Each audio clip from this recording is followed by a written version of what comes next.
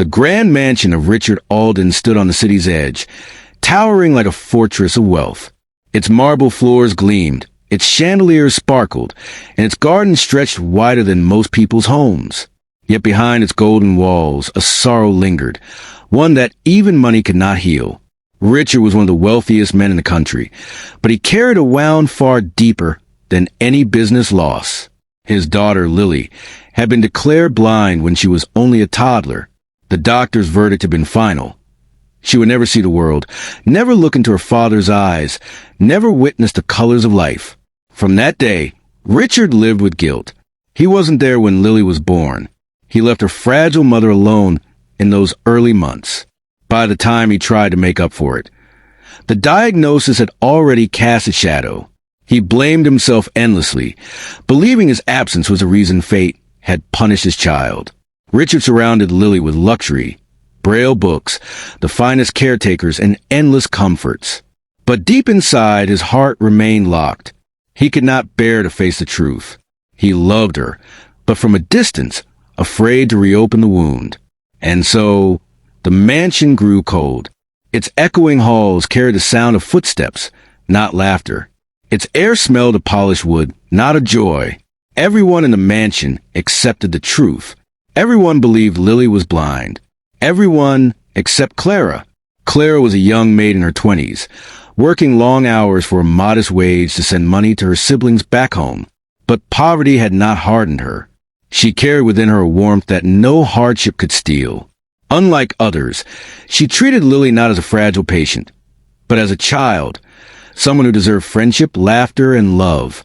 And from her very first week, Clara noticed something strange. When Clara entered the room with a tray of food, Lily's head turned slightly before a single word was spoken. When Clara placed fresh flowers in a vase, Lily's gaze lingered on the petals as though she sensed their brightness. And once, when Clara dropped a shiny silver hairpin, she caught the flicker of Lily's eyes moving downward, following the sparkle. Clara's heart skipped. Could it be? At first, she told no one. Who was she, after all? Just a maid. A girl with no degree, no authority, no right to challenge the doctors. But deep inside, her heart whispered the truth.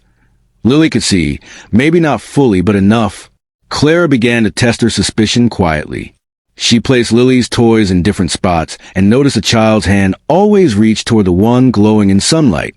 She shone a flashlight gently while dusting and caught the slight narrowing of Lily's pupils. Each small sign strengthened her belief, but also her fear. What if she was wrong? What if she lost her job for questioning the truth?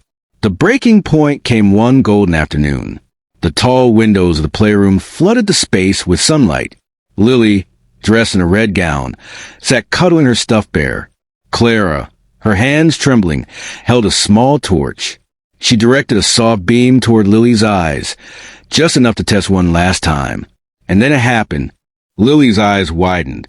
A sparkle reflected back. She reached out toward the light, whispering in a fragile, trembling voice. It's so bright. At that moment, heavy footsteps echoed in the doorway. Richard Alden stood there, frozen. He saw Clara with the torch in hand. His gaze shifted to his daughter, and what he witnessed shattered his world. Lily's eyes, alive, following the light. His throat tightened. For years, he had lived with the weight of sorrow, believing his daughter's world was forever dark. But here she was, reacting, seeing. Clara's heart pounded. She feared she had crossed a line. But she stood tall and explained everything. Every observation, every test, every moment she had noticed signs no one else cared to see. Richard staggered back, his world collapsing and rebuilding in the same breath. Could it be true? Had his daughter been misdiagnosed all these years? He called for new specialists, ones who hadn't treated Lily before. Tests were run, lights shone, patterns checked. And finally, the truth emerged. Lily wasn't blind. She suffered from a rare visual condition that limited her sight. But with therapy and treatment, her vision could improve. She had never been fully blind at all. Richard wept in silence that night, his powerful figure crumbling under the weight of regret. For years, he had allowed himself to believe what others told him. For years, He had distanced himself from the very child who needed him most. And it wasn't wealth or status that saved her. It was the compassion of a maid who chose to see what others ignored. Weeks turned into months, and Lily's progress blossomed. She began noticing colors: the blue of her teddy bear, the green leaves of the garden, the golden shine of sunlight on the floor. For the first time, her laughter filled the mansion. Richard devoted himself to her, guiding her hand as she painted messy rainbows, laughing when she pointed at the sparkle of his cufflinks, reading her picture books late into the night. But he never forgot Clara. He offered her money, promotions, anything she desired. But Clara only asked for one thing: that Lily always be given love and time, the two gifts money could never buy.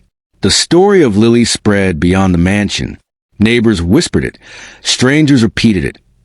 A billionaire's daughter, once thought blind, given sight to the heart of a maid. It became a tale of hope, a reminder that truth often hides in unexpected places, and kindness is more powerful than wealth. The mansion, once a cold monument, was now a home filled with light. A child learned to see, a father learned to love, and a maid proved that even in the grandest halls, compassion is the richest treasure of all.